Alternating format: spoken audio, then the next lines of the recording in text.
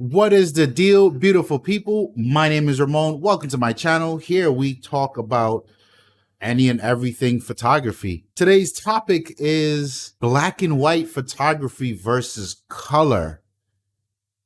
Yeah. 1, 2, get down.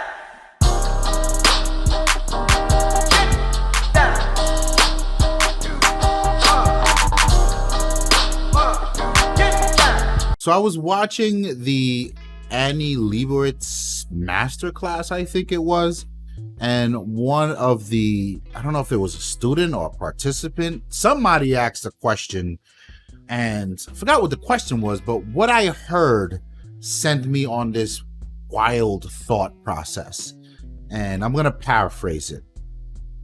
When this person was in school, they were taught that black and white photography is for art and color photography is for documenting. And that completely blew my mind when I heard that. And I just started to think, and I'll go, yeah, I can totally see that. But then when I got to sort of where we are today in today's world, I think that is largely flipped on its head. I think today color photography is sort of artistic and black and white is what we would more so use for documenting, or maybe I'm just off my rocker. But nonetheless, I sat down and put together a few points to really the strengths of each.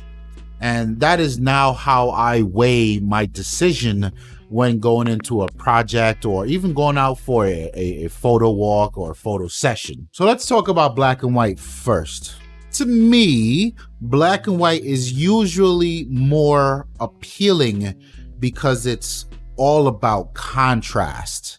It's about those stark differences between light and shadow. And if you have a strong subject, it can really be striking. Black and white can be used as a tool to sort of dial back the complexity and noise of color.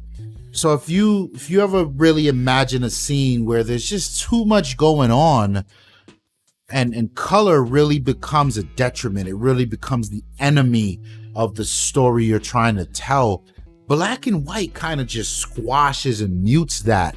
And now you're just kind of left to focus on what the photographer intends you to focus on. Going off of that stripping the color to focus concept, I think black and white does an amazing job at stripping the image down to the bare minimum and allowing just straight up composition and storytelling to be the main drivers of the image. And I think this is a tool that a lot of people use in street photography, and rightfully so. And again, for me, I gotta say for me, because it's a personal preference, I think black and white images generally have a timeless feel to them. I know there's a lot of color work out there that also has that timeless feel, but if I want to give something an ageless vibe to it, I'll usually go black and white, and it mostly works. Moving on to color. Using color in images can oftentimes be the storyline.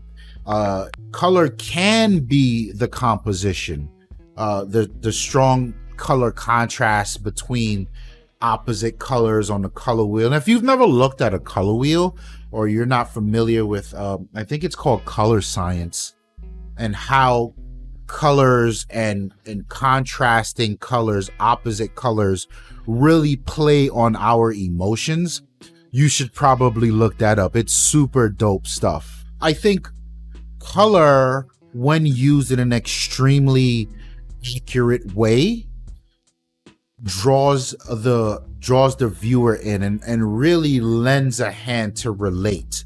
Whereas when I spoke about black and white and giving that ageless, timeless vibe, I think color immediately strikes an emotional chord and immediately asks and commands that the viewer relate to the image. It gives it a lifelike feel to it.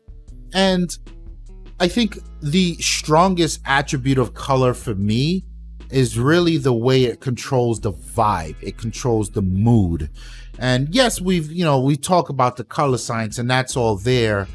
But when you think about the mood of an image, you look at a vibrant portrait and you feel happy. You see the model happy. You look at the image or a portrait of a child and you connect with that bright-eyed, bushy-tail vibe that you're getting.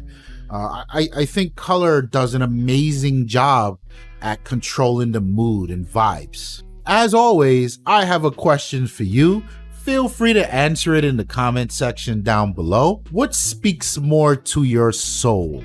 What are you more drawn towards? Is it color or is it black and white? And why? So yeah, like I said, that comment sent me down a really intense thought process.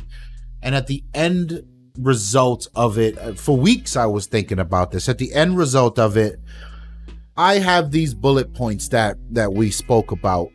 And whenever I'm going to, I'm sort of storyboarding a project and I'm thinking about how and why I want people to feel and the emotions I want to evoke, or do I want to give a product a life of its own? Like all these things, I'm now able to put an extra depth of thought behind it. And it's crazy the little things you pick up by just keeping your ears open that completely changes your artistic vision. So I'm very thankful to have run across that little gem within that workshop.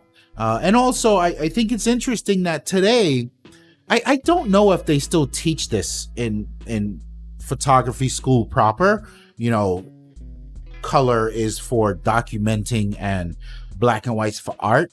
But, and you guys tell me if you agree or disagree, in today's climate, I think it's the opposite for sure. I think when we want to document something and we want it to be ageless and timeless, we more so think about it in black and white. And art and artistic vibes and artistic directions and creative outcomes, I think in our world today, color drives most of that. Like the video if you like it. Don't forget to subscribe. I would be happy to have you guys stick around a lot longer. I got plenty more content coming. My name is Ramon and I am out of here. Peace. 1,